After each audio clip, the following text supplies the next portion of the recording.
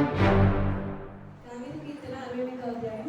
దేవుడు లేచును గాక, ఆయన శత్రువులు చెదరిపోదురు గాక, ఆయనను ద్వేషించువారు ఆయన సన్నిధి నుండి పారిపోదురు గాక.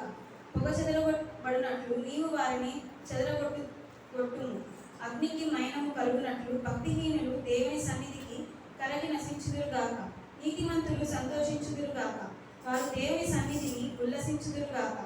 వారు మహదానందం పొందుదురు గాక. దేవుని గూర్చి పాడుడి, ఆయన నామమును బట్టి స్తోత్రగానము చేయుడి. వాహనం ఎక్కి అరణ్యములో ప్రయాణము చేయు దేవుని కొరకు ఒక రాజమార్గము చేయుడి.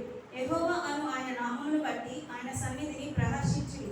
తన పరిశుద్ధాలయమందుండు దేవుడు తండ్రి లేని వారికి తండ్రియు విధవరాండ్రకు న్యాయకర్త అయి ఉన్నాడు. దేవుడు ఏకాములను సంసారులుగా చేయును. ఆయన బంధింపబడిన వారిని విడిపించి వారిని వర్ధిల్ల చేయును. విశ్వాసఘాతకులు నిర్జన దేశమందు నివసించుదురు. దేవా, నీవు నీ ప్రజల ముందర బయలుదేరినప్పుడు, అరణ్యంలో నీవు ప్రయాణం చేసినప్పుడు భూమి వణికెను. దేవుని సన్నిధిని అంతరిక్షము దిగజారెను.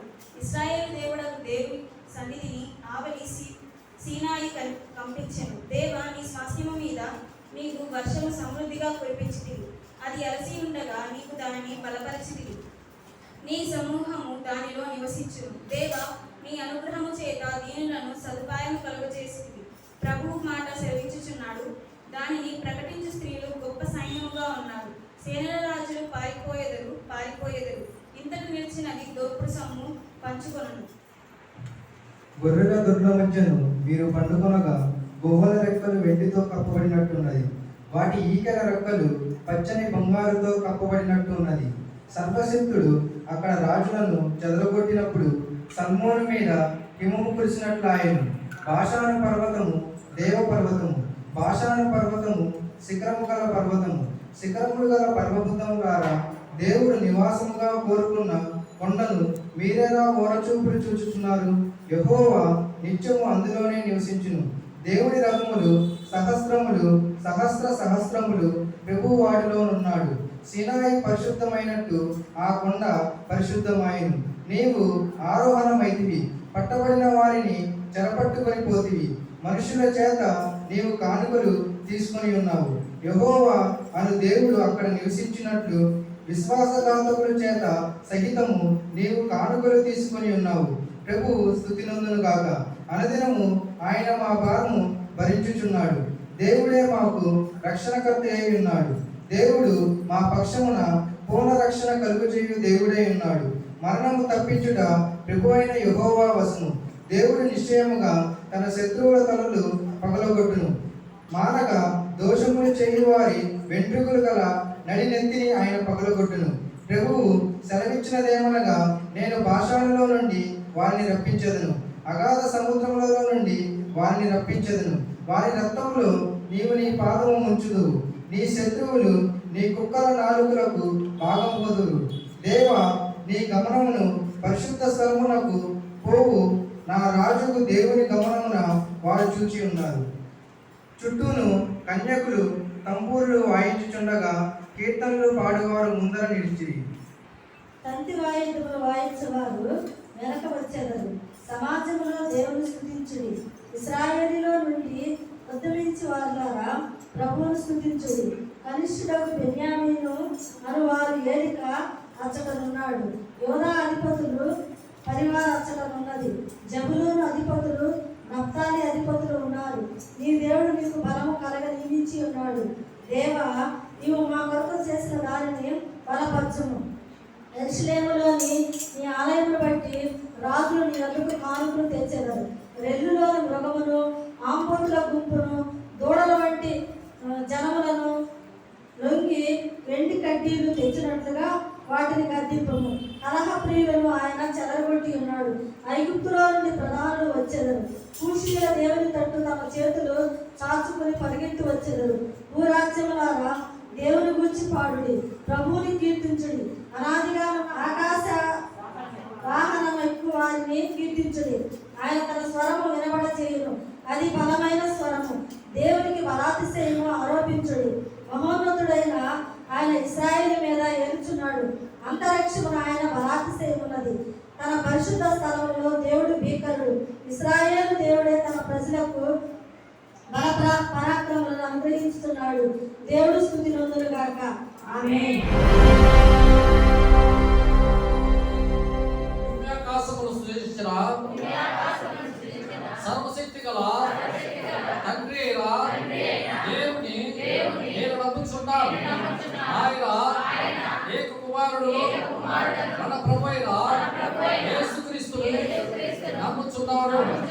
ఈయన పరిశుద్ధాత్మ వలన గర్భమున ధరింపబడి కన్య అయిన మరియకు పుట్టి పొంతు పిలాతు అధికారం కింద శ్రమపడి శిలువ వేయబడి చనిపోయి సమాధి చేయబడినని అదృశ్యలోకునికి దిగినని చనిపోయిన వారిలో నుండి మూడవ దినమున తిరిగి లేచి పరలోకమున ఎక్కి సర్వశక్తి గల తండ్రి యొక్క దేవుని కుడి చేతి వైపున కూర్చుండి ఉన్నాడని సజీవులకును మృతులకును తీర్పు చేయటకు అక్కడి నుండి వచ్చునని నమ్ముచున్నాను. పరిశుద్ధాత్మను నమ్ముచున్నాను. పరిశుద్ధ క్రైస్తవ సంఘముకు పరిశుద్ధుల సహవాసమును పాప క్షమాపణ శరీర పునరుద్ధానము నిత్య జీవమును ఉన్నమని నమ్ముచున్నాను. ఆమేన్. ఆమేన్. ఆమేన్.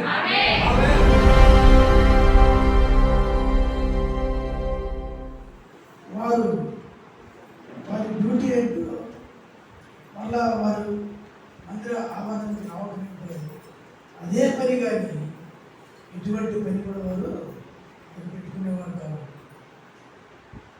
మరి వారి డ్యూటీ చేస్తూ సేవ ఎంతగానో బలపరిచి సంఘ బిడ్డలను బలపరిచి సంఘంలో ప్రతి ఒక్కరితోటి సహవాసం కలిగి వారిద్దరు కూడా ఎంతో జీవిస్తున్నటువంటి వ్యక్తులు.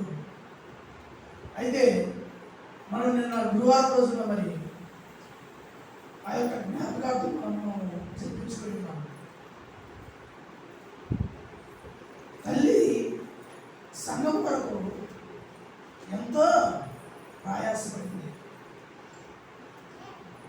ఆమె ఎంతో కూడా శ్రమించింది, కష్టపడింది.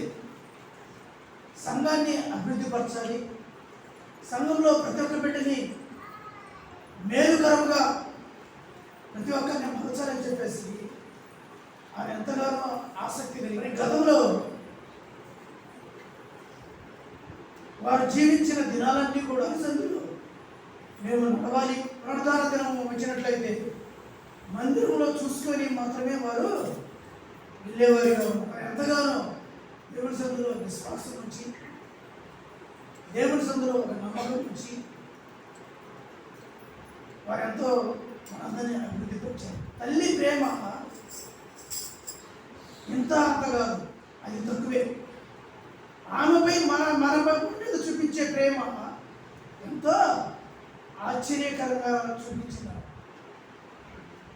మనపై ఎంతో మరి జమయ్య గారు, పాస్టర్ గారు కూడా నేను కుటుంబం అంతా నడిచేటప్పుడు ద్వేషపరికలలో పాట పాడాలని చెప్పేసి వారు నిత్యం కూడా వచ్చి పునరుద్ధానం కూడా మా బిడ్డల చేత పాటలు పాడిస్తూ మమ్మల్ని బలపరిచి ఎంకరేజ్ చేసి ఇంకొక ఏ ప్రాంతం వెళ్ళాలన్నా కానీ వారికి సైకిల్ ఏముంది దైవజనుల పాస్టర్, ఆ సైకిల్ మీదే వీలేసి దేవుని సేవ చేస్తారు.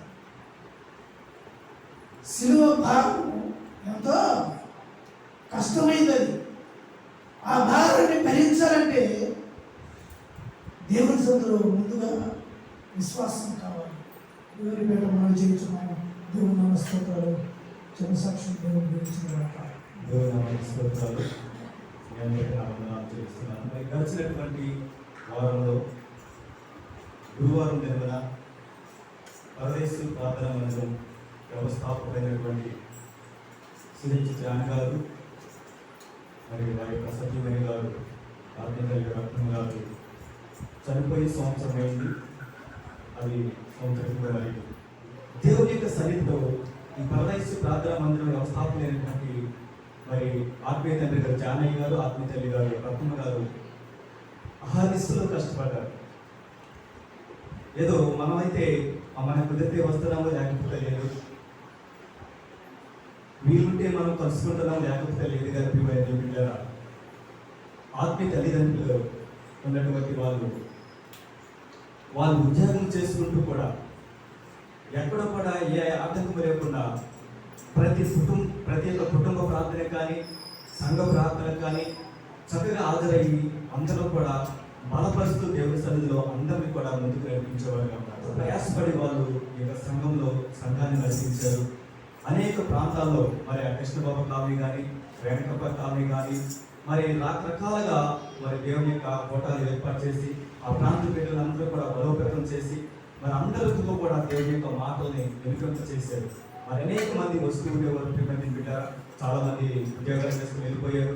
చాలా మంది బిడ్డలు మరి ఎవరి బిడ్డలు స్త్రీలైతే వివాహాలు చేసుకుని మరి దూర ప్రాంతాలకు వెళ్ళిపోయిన వాళ్ళు ఉన్నారు. ఆ విధంగా మా యొక్క సంఘంలో అనేక మంది వాళ్ళు బలోపేతం చేసిన వాళ్ళు చాలా మంది ఉన్నారు. కానీ అందరూ ఆ యొక్క మరి ఆ యొక్క అవసరాల నిమిత్తం దూర ప్రాంతాలు వెళ్ళిపోయి ఉన్నారు. లేకుంటే మన యొక్క సంఘం పట్టదన్నమాట అందరూ కూడా వస్తే ఇలాంటి మందిరాలు ఇంకా ఒక మందిరం వేయాలి వాళ్ళందరూ కూడా వస్తే కనుక. ఎందుకంటే మనందరికీ తెలుసు ఒక ప్రత్యేకమైనటువంటి కూడిక మరి జనవరి 1 అలాంటివి చేసుకుంటే ఆ దూర ప్రాంతంలో ఉన్నటువంటి బిడ్డలందరూ కూడా వస్తారు. మనం ఆ దినాన్ని ఇక్కడ కూర్చోవడానికి కాదు, బయట కూడా నిలబడడానికి కూడా ఖాళీ అదంతా మనకు తెలుసు. అదంతా కూడా ఎవరి ప్రయాస అంటే పిల్లలు బిడ్డల ఆత్మీయ తండ్రి కాదు, ఆత్మీయ తల్లి గారి ప్రయాస.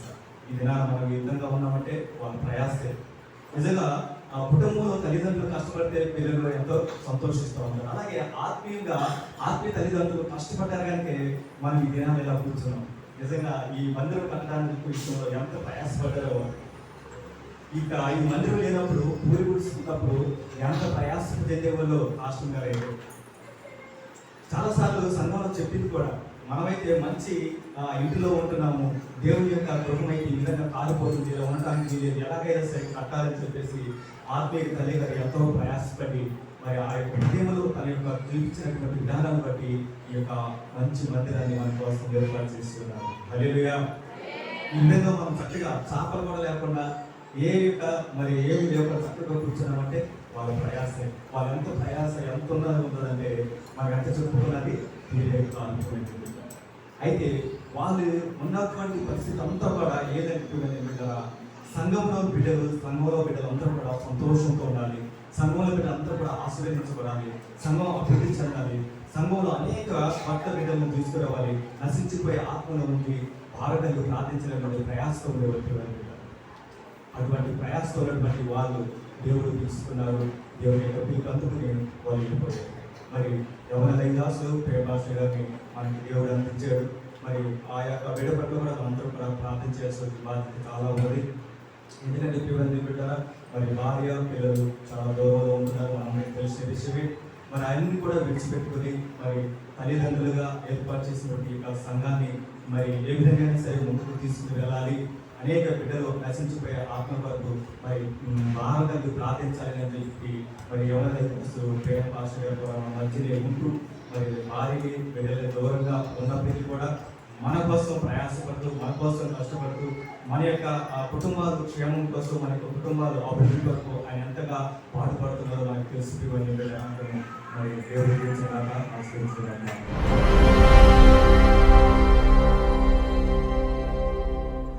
మరి అమ్మది ఫస్ట్ యానివర్సరీ చేసుకున్నాం. మరి ఏదేమైనా కొన్ని పరిస్థితుల కారణంగా నేనైతే సొంతగా పెట్టుకోలేకపోయినా మరి సంఘమంతా కూడా మరి బాధ్యతతో ఈ ఆత్మీయ తల్లి గారి యొక్క మొదటి సంవత్సరికాన్ని మరి కన్న బిడ్డలుగా మీరు నిర్వర్తించినందుకు అందరికీ దేవుని పేరిట వందనాలు తెలుస్తున్నాను, కృతజ్ఞతలు తెలుస్తున్నాను. మరి దేవుని యొక్క సన్నిధానంలో మనందరం నడుస్తూ ఉన్నప్పుడు నేను శారీరపూర్వకంగా నేను తన యొక్క కుమారుడిని, బట్ పరదేశ ప్రార్థన మందిరపు సంఘస్థులు అందరూ కూడా మనందరము ఆత్మీయ సహోదరి సహోదరులు. సో దేవుడు అటువంటి యొక్క ప్రేమను మీ అందరికీ ఇచ్చి మరి తన యొక్క ఆ జ్ఞాపకార్థ కొడుకుని దేవుడు చక్కగా జరిగించిన దాన్ని బట్టి ఇంకొకసారి దేవుడికి స్తోత్రం చెల్లిద్దాం. హల్లెలూయా, హల్లెలూయా, హల్లెలూయా. అందరూ కూడా అన్ని విషయాలలో ఒకరిని ఒకరు ప్రేమించుకునే వారిగా ఉండాలని ఒకసారి జ్ఞాపకం చేస్తున్నాను. మరి చాలా మంది సాక్ష్యం చెప్పారు. మరి అమ్మతో పాటు వారి యొక్క నడవడికలు, వాళ్ళ యొక్క కాలక్రమంలో మరి అమ్మని గుర్తు చేసుకొని మరి కొన్ని యొక్క మంచి కార్యాలు తన బలపరిచిన విధానం, మరి అమ్మ ప్రార్థన తీరు, మరి అమ్మ పాటలు పాడిన యొక్క మరి కొన్ని యొక్క పాటలను జ్ఞాపకం చేసుకుంటూ మరి కొంతమంది జీవితాన్ని నిలబెట్టినట్లుగా, కొంతమంది మరి పడిపోతున్న వేళల మరి దేవుడు మనకి అండగా ఉంటాడు, మా దేవుడే మనకి సహాయకుడు అని ఆత్మీయ ఆహారం చేత వాళ్ళని బలపరిచి అనేక మందిని తాను నిలబెట్టినట్టుగా మనం అందరం కూడా వింటూ ఉన్నాం. ఎన్నో సాక్ష్యాలని మనం విన్నాం. ప్రియమైన దేవుని బిడ్డలారా, దేవుడు ఏర్పరచుకొని తాను నడిపించే క్రమంలో అనేకమైన సవాళ్ళని మనం ఎదుర్కోవాల్సి వస్తుంది. ఒకసారి మనం వింటానే ఉన్నాం, క్రైస్తత్వము అంటే సుఖపార్పు కాదు, అదొక చక్కని తేలియాడే పరుపు మీద మనం పడుకున్నట్టుగా ఉండదు. క్రైస్తత్వము అనేది అనగా క్రీస్తును ఎరిగిన వారము కొన్ని బాధ్యతలను మనం ఎరిగి మనము గుర్తెరిగిన వారంగా ఉండాలి. క్రైస్తత్వము అంటేనే ఒక బాధ్యత, క్రైస్తత్వము అంటేనే ఒక శ్రమతో కూడిన యొక్క జీవన విధానం. దేవుని దగ్గరికి వస్తే మేమంతా సుఖంగా ఉండాలి, సుఖంగా నిద్రపోతాం, మాకు ఏ కష్టము ఉండదు కాదు. దేవుని దగ్గరికి వస్తేనే ఒక బాధ్యతను దేవుడు మనకి గుర్తు చేస్తా ఉంటాడు. నిన్ను వలె నీ పొరుగు వారిని ప్రేమించుము అని దేవుడు ఎంతో ముఖ్యమైన ఆత్మగా మనందరికీ తెలియజేస్తూ ఉన్నాడు. మనుషుల యొక్క మాటల ద్వారా కాక దేవుని యొక్క వాక్యము ద్వారా నేను మీ అందరికీ ఆ యొక్క మాటలు దైవికంగా చూసినప్పుడు దేవుడు మనల్ని శోధిస్తాడా లేదా అన్నది నేను మీకు శోధన సహించువాడు ధన్యుడు, వాడు ఆ శోధనకి నిలిచిన వాడైతే దేవుడు వాగ్దానం చేసిన ఆ జీవ కిరీటమును పొందును. హల్లెలూయా. ఫస్ట్ ఆఫ్ ఆల్ ఇవన్నీ తెలుసుకునే ముందు శోధన అంటే ఏంటో మనం తెలుసుకోవాలి. ఫస్ట్ ఆఫ్ ఆల్ శోధన అనే దానికి అర్థం ఏంటమ్మా? శోధన అంటే జనరల్ గా మన ఉద్దేశం ఏంటి? అక్కడే పొరపాటు. శోధన అంటే ఏదో తెలియకుండానే మనం దాని గురించి ఏదో ఎక్స్ప్లెయిన్ చేయడానికి ఏదో జరిగింది అని అనిపిస్తుంది. అసలు శోధన అంటే ఏమా? కష్టము, ఇంకా బాధలు, శ్రమలు, ఇంకా ఇంకా చెప్పండి అమ్మా. శోధన అంటే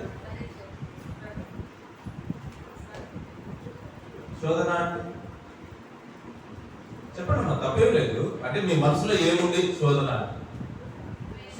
అంటే ఏముందో జనరల్ గా మన మైండ్ లో ఒకటి ఫిక్స్ అయ్యామనుకోండి, దాని ప్రకారంగానే మనం ఆలోచిస్తాం, అంతే కదా? ఈ వాక్యానికి కూడా శోధన అనే దానికి జనరల్ గా మన మైండ్ లో పడిన ఏదైతే పడిందో దానిని బట్టి మనం ఆలోచిస్తాం. శోధన అంటే కష్టమో కాదు, నష్టమో కాదు, శ్రమలో కాదు, ఇంకొకటి కాదు. శోధన అంటే ఎగ్జామినేషన్. దేవుడు పరిశీలించడం. శోధన ఆశోధన కాదు, శోధన అంటే పరిశీలన, పరీక్షించడం. రీసెర్చ్, పరిశోధన, సర్చ్, శోధన, ఆశోధన. శోధన అంటే కష్టమని కాదు, ఇంకొకటి కాదు. శోధన అంటే ఇక్కడ దేవుడు అబ్జర్వేషన్, దేవుడు మనల్ని పరీక్షించడము. ఆ వాక్యాన్ని చూద్దాం ఒకసారి. మీకు అక్కడ క్లియర్ కట్ గా తెలియజేస్తాను. చదివే విధానం, మనం ఆలోచించే రీతి చాలా జనరల్ గా మీరు అట్లా శోధన అంటే అందరు కష్టము, నష్టము, శ్రమలనే అనుకుంటాం. బట్ ఇక్కడ ఈ వాక్యంలో ఏ విధంగా రాసింది, దాన్ని ఏ విధంగా మనం అర్థం చేసుకోవచ్చో తెలియజేస్తాను. చూడండి, యాకోబు రాసిన పత్రిక మొదటి అధ్యాయము, యాకోబు రాసిన పత్రిక మొదటి అధ్యాయము 12వ వచనమును నేను చదువుతాను. చూడండి, యాకోబు రాసిన పత్రిక మొదటి అధ్యాయము 12వ వచనం నుంచి నేను చదువుతాను. చూడండి, శోధన సహించువాడు ధన్యుడు, అతడు శోధనకు నిలిచిన వాడే ప్రభువు తనను ప్రేమించు వారికి వాగ్దానము చేసిన జీవ కిరీటము పొందును. ఫస్ట్ ఆఫ్ ఆల్ శోధన సహించువాడు ధన్యుడు. ఎవరైతే కొలిమిలే వేయబడి పరీక్షింపబడతాడో వాడు ధన్యుడు అంటాడు. చాలా జాగ్రత్తగా విన్నాము, దీంట్లో చాలా లోతైన భావం. శోధన సహించువాడు ధన్యుడు. ఫస్ట్ ఆఫ్ ఆల్, ఎవరైతే పరీక్షింపబడతారో వాళ్ళు ధన్యులు. ఫస్ట్ థింగ్ ఇది జ్ఞాపకం చేసుకోండి. కీడు, శ్రమ, ఆటంకము, ఇబ్బందులు ఇది కాదు. శోధన అంటే పరీక్షింపబడతాం. ఆ పరీక్షింపబడిన వాడు ఎవరంట? ఫస్ట్ ఆఫ్ ఆల్ ఏం చెప్పాడు అక్కడ? పరీక్షింపబడిన వాడు ఎవరంట? ఫస్ట్ వాక్యమే, నేను చెప్పింది చెప్పనంట. వాక్యం ఏమంటాడు? శోధన సహించువాడు ఏమవుతాడంటే ఫస్ట్ ఆఫ్ ఆల్ వాడు ధన్యుడు అవుతాడంట. ఫస్ట్ ఆఫ్ ఆల్ రెండవదిగా, అతడు శోధనకు నిలిచిన వాడై ఎవరైతే ఆ పరీక్షలో నిలబడతాడో తన్ను ప్రేమించు వారికి వాగ్దానము చేసిన జీవ కిరీటము పొందును. ఆ తర్వాత అక్కడ వర్డ్ సెంటెన్స్ చూడండి. తన్ను ప్రేమించు వారికి అక్కడ ఏమైంది? అతడు శోధనకు నిలిచిన వాడే. అక్కడతో అయిన తర్వాత ప్రభువు తన్ను ప్రేమించు వారికి, ఆ శోధనలో నిలిచిన వాడు, ఆ పరీక్షలలో నిలిచిన వాడు ఎవరి వైపు చూస్తూ ఉండాలి? ఫస్ట్ ఆఫ్ ఆల్ దేవుని వైపు చూస్తూ దేవుని ప్రేమించిన వారిగా ఉండాలి. ఇక్కడ క్లియర్ కట్ గా చెప్తా ఉన్నాడు. దేవుడు ఒక పరీక్షను ఇస్తాడు. ఆ పరీక్షలో మనం ఎవరిని ఆధారం చేసుకొని జీవించాలి? దేవుని ఆధారం చేసుకుంటూ, ప్రభువుని ఆధారం చేసుకుంటూ ఆ శోధనలో కనుక మనము నిలిచిన వారివైతే దేవుడు వాగ్దానం చేశాడు చూసారా, ఆ వాగ్దానం చేసిన జీవ కిరీటాన్ని వారికి అందిస్తాము. వాక్యాన్ని మనందరం చదువుకునేటప్పుడు మనకు అర్థమయ్యే రీతి వేరు, దేవుని యొక్క ఆత్మ చేత మనం బోధింపబడి నేర్చుకోబడటం చాలా వేరుగా ఉంటుంది. మామూలు మనుషులుగా చూస్తే అది వేరుగా ఉంటుంది. పరిశుద్ధాత్మని ద్వారా, ఆ ప్రేరేపణ ద్వారా ఈ యొక్క లోతైన భాగాన్ని మనం చదవగలిగితే, అర్థం చేసుకునే రీతిలో చదవగలిగితే ఎంత గొప్ప వాక్యమో ఇందులో ఇవ్వడి ఉంది. శోధన సహించువాడు ధన్యుడు. సహించువాడు అనగా దేవుని యొక్క పరీక్షకి వాడు అర్హుడుగా ఎంచబడిన వాడే. ఫస్ట్ ఆఫ్ ఆల్ శోధన సహించువాడు ధన్యుడు. అంటే ఆ శోధనలకి ఎవడైతే అర్హుడుగా ఎంచబడతాడో వాడు ఫస్ట్ ఆఫ్ ఆల్ ధన్యుడు. రెండవదిగా, ఆ శోధనలో ఎవరిని మనం ఆధారం చేసుకోవాలి?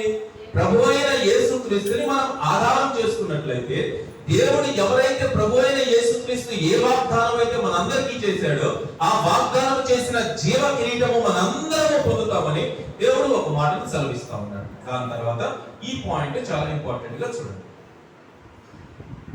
13వ వచనం, దేవుడు కీడు విషయమై శోధింపబడనేరడు. ఫస్ట్ విషయం, దేవుడు ఏంటమ్మా? కీడు విషయమై ఎప్పుడూ కూడా శోధింపబడనేరడు. అంటే ఏంటి? ఒకరికి కీడు చేయాలని, ఒకరికి ఇంకొకటి జరగాలని, ఒకరికి ఇంకొకటి చేయాలని దేవుడు ఎప్పుడు ఏం చేయడానికి మనల్ని శోధించడు. ఆయన ఎప్పుడు కూడా కీడు విషయమై మనకు జరిగించడానికి మనల్ని పరిశీలన చేయడు. 13వ వచనం, దేవుడు కీడు విషయమై శోధింపబడనేరడు, ఆయన ఎవరిని శోధింపడు గనుక ఎవడైనాను శోధింపబడినప్పుడు. అంటే ఏంటి? కీడు విషయమై దేవుడు ఎవరిని ఎక్కడ ఎప్పుడు కూడా శోధించడు, పరిశీలించడు, పరిశోధించడు, పరీక్షించడు అని అర్థం. అంటే ఏంటి? దేవుడు ఎవరిని శోధించదనే. ఇక్కడ శోధన అంటే ఏమనాలి? మనం సర్చింగ్. దేవుడు మనల్ని ఏంటా ఏంటా ఏంటా అని మనల్ని ఏం చేస్తా ఉంటాడు? వెతుకుతా వెతుకుతూ వెతుకుతూ మనల్ని పరీక్షిస్తూ ఉంటాడు. ఆ పరీక్ష దేని కోసం చేయడు? మనల్ని కీడు విషయమై శోధించే విధంగా దేవుడు మనల్ని పరిశోధించడు. దీనికి ఒక బెస్ట్ ఎగ్జాంపుల్ చెప్తాను. ఆదాముని అవ్వని దేవుడు సృష్టించినప్పుడు తోట ఏదోని తోటను ఆయన సృష్టించిన తర్వాత తోట మధ్యలో ఆయన ఏ చెట్టు మీద పెట్టాడు? జీవవృక్ష ఫలములను ఆయన మంచి చెడులను తెలియనిచ్చు ఒక చెట్టుని అక్కడ పెట్టాడు. వీళ్ళు తింటారా లేదా అని దేవుడు పరీక్షించడానికి పెట్టాడు అక్కడ. అది అర్థమవుతుందమ్మా? అది తింటే ఏమవుతుంది? అది తింటే ఏమవుతుంది? అది తింటే ఏమవుతుంది? జ్ఞానము, దేవుడు మంచి చెడులను దేవుడు వంటి వారిగా ఒక జ్ఞానము పొందుతారు అని చెప్పేసి దాని తర్వాత వాక్యంలో మనం తెలుసుకుంటాం. అది తినడం ద్వారా మనలో ఒకల వంటి వాడిగా అవుతారేమో అని చెప్పేసి దేవుడు అంటాడు. అయినను దేవుడు ఏం చేశాడు? ఏదైనా తోటలో జీవవృక్ష ఫలమును పెట్టాడు. అది తినడం వల్ల ఏమొచ్చింది?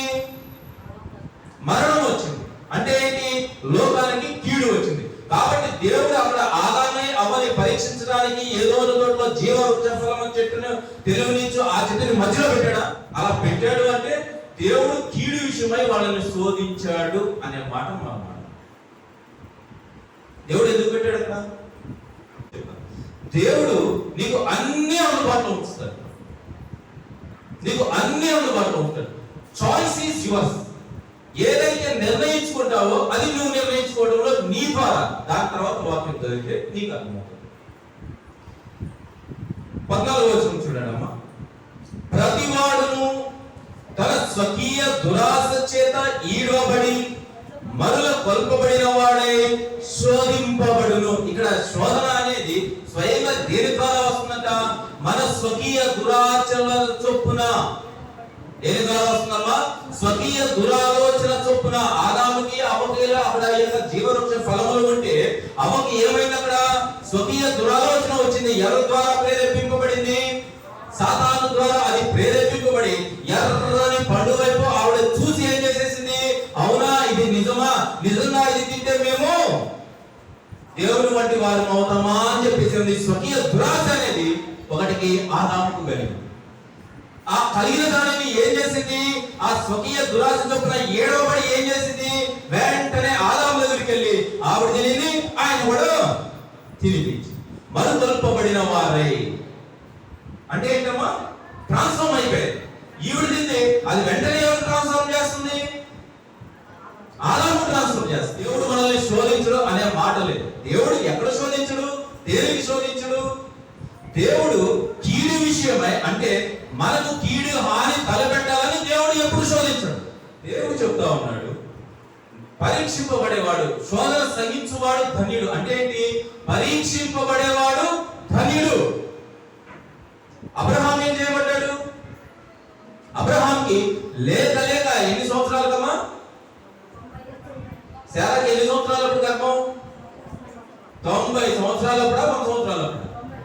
90 సంవత్సరాలు గర్భాన్ని ఇచ్చాడు. ఏకైక కుమారుని దేవుడు ఏం కొన్నాడు? అబ్రహాం, నువ్వు ఇస్సాకును తీసుకొచ్చి నాకు బలిగా అర్పించన్నాడు. ఏం చేశాడు? ఇవ్వడానికి ఏం చేస్తా ఉన్నాడు? అడుగులు వేస్తా ఉన్నాడు. ఏ ఆలోచన లేదు దేవుడు అంటే. కీడు తలపెడదామనే దేవుడు అబ్రహాంని శోధనే కాదు, శోధన మీన్స్ పరిశీలిస్తున్నాడు. దేవుడు పరిశోధిస్తున్నాడు, పరీక్షిస్తున్నాడు. అబ్రహాము నా మీద.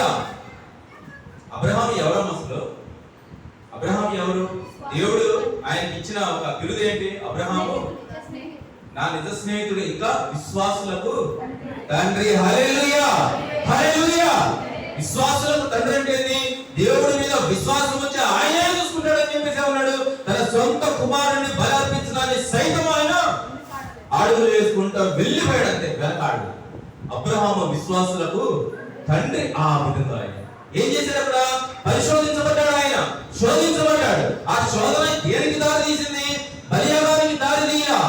అబ్రహాములోని గొప్ప విశ్వాసాన్ని అది వెలికి తీసింది. అందుకని శోధన సహించువాడు ధన్యుడు. అబ్రహాము ఆ శోధనని సహించాడు, భరించాడు. ఎక్కడ తిరగబడలేదు దేవుని మీద, ఎక్కడ కూడా తిరగబడలేదు దేవుని మీద.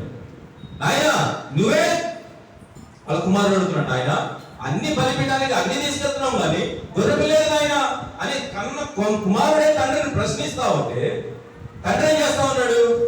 దేవుడే చూసుకుంటాడు. హల్లెలూయా, హల్లెలూయా. ఈ రోజున అబ్రహామును బట్టి, ఆ శోధన సహించిన ఆ ధన్యుని బట్టి ఎన్ని వంశాలు తన యొక్క సంతానం ఆకాశ నక్షత్రం వలె విస్తరింపజేశాడు దేవుడు. ధన్యుడు అంటే అదమ్మా, ధన్యుడు అంటే అది. ఎవరిని బట్టి? అతనిలో ఉన్న విశ్వాసాన్ని బట్టి. ఒక శోధన వచ్చిందనుకోండి, దాన్ని మనం ఏం చేయాలి? పరీక్షకి మనం నిలబడే వారిగా ఉండాలి. దేవుడు నన్ను పరీక్షించడానికి నేను అర్హుడా కాదా? Yes, I am not. నేను అర్హుని కాదు. ఎందుకని? యోబు అంటాడు, నేను పురుగు వంటి వాడు. ఎంత నాయన అసలు నువ్వు చూడడానికి, నేను చేయడానికి నేను ఎంతటి వాడిని? అసలు ఆకాశంలో కంటే మహాకాశంలో మీద నువ్వు ఆసీనుడమైన దేవుడు. దేవుడు ఎంత నాయన? దేవుడు ఆ కనపడని ఆకాశంలో కంటే మహాకాశంలో పైన వాడు ఏం చేస్తాడు తెలుసా? మనల్ని పరీక్షించడం ప్రారంభిస్తుంటాడు. ఏ విధంగా ఎవరిని దేవుడు ఎలా పరీక్షిస్తాడో దేవుని యొక్క వాక్యం ద్వారా తెలుసుకుందాం. ముందుగా ద్వితీయోపదేశ కాండము 8వ అధ్యాయం 1వ వచనం నుంచి నేను చదువుతాను, చూడండమ్మా. మీరు బ్రతికి అభివృద్ధి నొంది యెహోవా మీ పితరులతో ప్రమాణము చేసిన దేశమునకు పోయి దానిని స్వాధీనపరచుకున్నట్లు నేడు నేను నీకు ఆజ్ఞాపించు ఆజ్ఞల్లో అన్నిటిని అనుసరించి నడుచుకునవలెను. ఫస్ట్ ఏం చేస్తున్నాడు? మీరు ఒక దానిని నేను నిర్మిస్తా ఉన్నాను, మీ పితరుల దేశమైన దానికి వాగ్దానం చేసిన ఒక దేశాన్ని నేను చేస్తా ఉన్నాను. ఆ దేశంలో మీరందరూ అభివృద్ధి చెందాలి అంటే నేను కొన్ని యొక్క ఆజ్ఞలను నేను నియమిస్తా ఉన్నాను, కొన్ని కట్టడలను మీకు తెలియజేస్తా ఉన్నాను. వాటిని బట్టి దేవుడు ఏం చేస్తాడు అది చెప్తా ఉన్నాడు. 2వ వచనంలో చూడండమ్మా. మరియు నీవు ఆయన ఆజ్ఞలను గైకొందువో లేదో నిన్ను శోధించి నీ హృదయంలోనున్నది తెలుసుకొనుటకు నిన్ను అణుచు నిమిత్తమును అరణ్యములో ఈ 40 సంవత్సరములు నీ దేవుడైన యెహోవా నిన్ను నడిపించిన మార్గమంతటిని జ్ఞాపకము చేసుకొనుము. హల్లెలూయా, హల్లెలూయా, హల్లెలూయా. ఇక్కడ ఏమన్నాడమ్మా? నిన్ను శోధించి. శోధించి అంటే ఏంటి? ఇక్కడ కష్టపెట్టాడనే, కష్టపెట్టాడని పరిశీలిస్తున్నాడు. దేన్ని పరిశీలిస్తున్నాడు? నా కుమారుడా, శోధన సహించువాడు ధన్యుడు నాయనా అని ఎక్కడైతే అక్కడ స్టార్టింగ్ పాయింట్ ఒకటి చెప్పాడో ఆ శోధనను బట్టి ఇక్కడ ఏం చేస్తా ఉన్నాడు? శోధన దేని వల్ల వస్తుంది, దేని నిమిత్తం ఇక్కడ రైజ్ అవుతుంది అంటే, ఇదిగో వాగ్దానం చేసిన దేశంలో నేను మిమ్మల్ని అందరినీ ప్రవేశింపజేసి మిమ్మల్ని అందరినీ అభివృద్ధి పరచాలి అంటే కొన్ని ఆజ్ఞలను మీకు తెలియజేసి ఉన్నాను. ఆ ఆజ్ఞల నిమిత్తము దేవుడు ఏం చేస్తున్నాడంటే వారి హృదయములను అన్నిటినీ శోధించడం ప్రారంభిస్తూ ఉన్నాడంట. దేవుడు శోధించడం అంటే శోధిస్తున్నాడు కదా. దేవుడు ఎప్పుడు శోధించడు? కీడు విషయమై శోధించడు. మనం ఏదైనా శ్రమలలో కానీ ఇబ్బందులలో కానీ కష్టాల్లో ఉన్నప్పుడు కానీ మనం ఏమనకూడదు? దేవుడు నన్ను పరీక్షిస్తున్నాడు అని అనకూడదు. ఎందుకు అనకూడదు? ఎవడైతే ఆ శోధన సహిస్తాడో, ప్రభు తనను ప్రేమించిన వారికి వాగ్దానం చేసిన జీవ కిరీటం ఇస్తాడు అన్న మాట మరచిపోయి వాడి నోటు చేయవలసింది. దేవుడు నన్ను శోధిస్తున్నాడు అంటాడు. ప్రభు తనను ప్రేమించిన వారికి వాగ్దానం చేసిన జీవ కిరీటం ఇస్తానన్నాడు కదా. శోధింపబడిన వాడికి, ఆ శోధింపబడి నువ్వు పడుతున్నప్పుడు దేవుడు నన్ను శోధిస్తున్నాడు ఏంటి అనకూడదు. దేనిని బట్టి అనకూడదు? కీడు విషయమై. మంచి విషయంలో అనుకోవచ్చు, మంచి కోసం నువ్వు పాటుపడతా ఉన్నావు, సఫర్ అవుతా ఉన్నావు, నీకు బాగా ఉంది. దేవుడు నన్ను ఎందుకు ఇంతగా పరీక్షిస్తున్నాడు? ఆయన ఒక రోజు నన్ను ఖచ్చితంగా నాకు జీవకిరీటం ఇస్తావు నాయన అని నువ్వు సహించి నువ్వు ఆయన మార్గంలో నడవచ్చు. ఆ మాట అనొచ్చు. ఎప్పుడు అనొచ్చమ్మా? దేవుడు నన్ను శోధిస్తున్నాడు అని అనకూడదు. ఎప్పుడు అనకూడదు?